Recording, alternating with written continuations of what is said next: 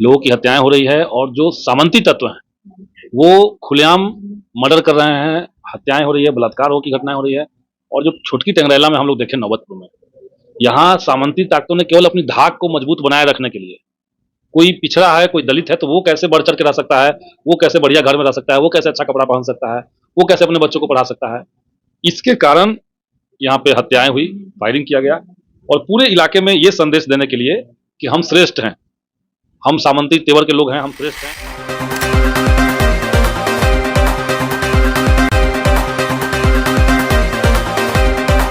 विधायक जी पीड़िता के घर पहुंचे हुए हैं, क्या कहेंगे इस घटना पर? देखिए, दुर्भाग्यपूर्ण है कि बिहार में सरेआम लोगों की हत्याएं हो रही है। हट जाने जरा सा। लोगों की हत्याएं हो रही है और जो सामंती तत्व हैं वो खुलेआम मर्डर कर रहे हैं, हत्याएं हो रही है, बलात्कारों की घटनाएं हो रही है।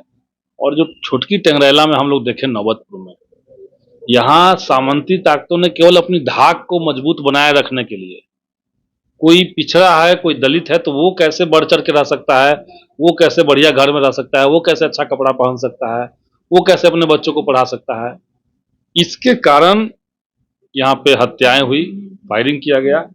और पूरे इलाके में ये संदेश देने के लिए कि हम श्रेष्ठ हैं, हम सामंती तेवर के लोग हैं, हम श्रेष्ठ हैं, हमारी दबंगई चलेगी, ये केवल मैसेज देने के लिए आप समझिए कि 10 राउंड फायरिंग हुई।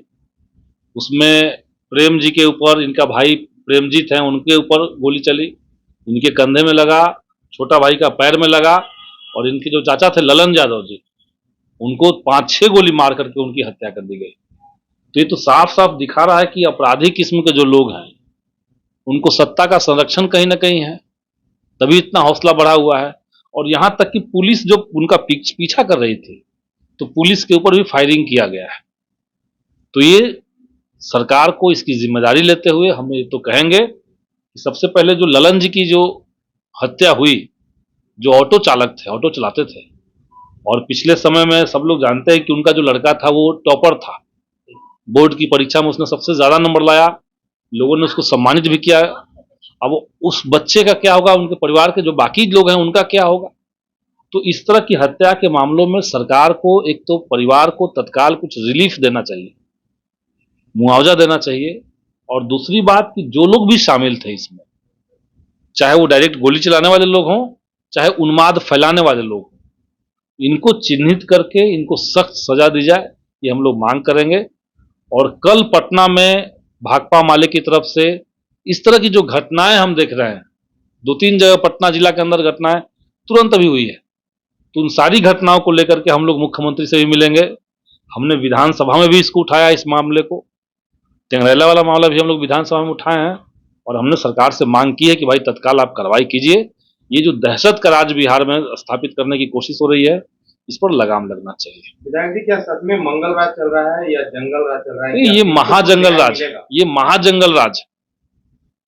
आप देखिए कि धीरे धीरे जो चीजें हैं वो सरकार के पास जो ये माने स्रोत हैं वो तो ज्यादा पहले से है। अब सब चीज ऑनलाइन है, मोबाइल है, स्मार्टफोन है, वायरलेस है, सब चीज है, एक से गाड़ियां हैं, सड़कें हैं, इसके बावजूद अगर आप कंट्रोल नहीं क्राइम पे कर रहे हैं तो ये मंगल राज कहां से हो सकता है। कोई मजदूर है, उसको केवल मजदूरी मांगने के लिए उसके हाथ काट दिए गए हैं। गया में हमने देखा, पिछले दिनों नवादा में हमने देखा कि भाई दलित जाति के लोग हैं, मुसहर जाति के लोग हैं, उनके घरों को जला दिया गया कि इसलिए कि उनको जमीन उनसे छीनना था।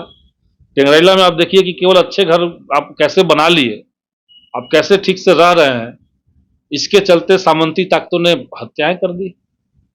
वैसे ही पालीगंज में हमने देखा कि दुल्हिन बाजार के सीही तकिया में एक नौजवान बच्चे को ऐसे मार करके टांग दिया गया। बाद में लोग हल्ला कर रहे हैं कि वो प्रेम प्रसंग का मामला में मर्डर हो गया है, यहां लोग कह रहे हैं कि भूमि विवाद में मामला हुआ है। चाहे जो भी मामला हो, लेकिन इस तरह का क्राइम अगर बिहार के अंदर बढ़ता है तो ये बर्दाश्त के बाहर की चीज है। इस पर हम लोग मजबूती से आगे सरकार से जवाब मांगेंगे।